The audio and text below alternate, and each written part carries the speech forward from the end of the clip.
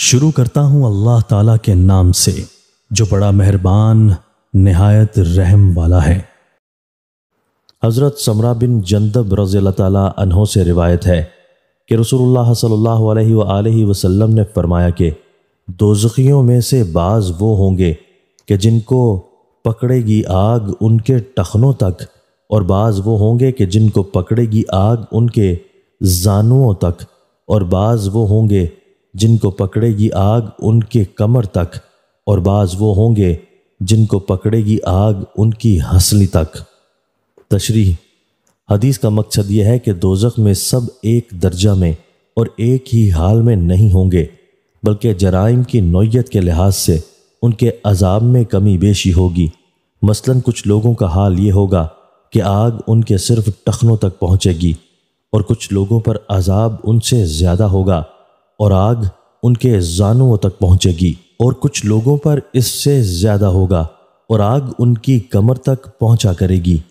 اور کچھ لوگان سے بھی سختر اور بدتر حالت میں رہیں گے اور آگ ان کی گردن تک پہنچے گی۔ حضرت ابو ہریرہ رضی اللہ تعالیٰ عنہ سے روایت ہے کہ رسول اللہ صلی اللہ علیہ وآلہ وسلم نے فرمایا،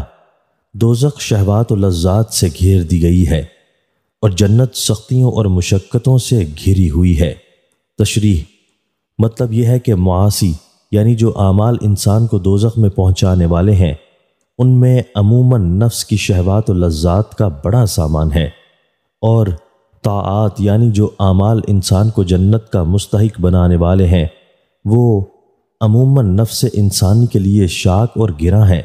بس جو شخص نفس کی خواہشوں سے مغلوب ہو کر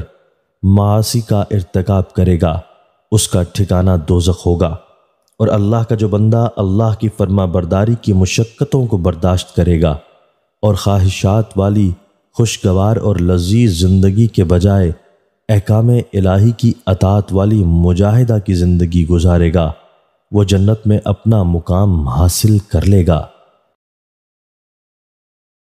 دوستو، اللہ تعالی ہمیں ان احادیث مبارکہ پر عمل کرنے اور اپنی زندگیوں کو سنوارنے کی توفیق عطا فرمائے۔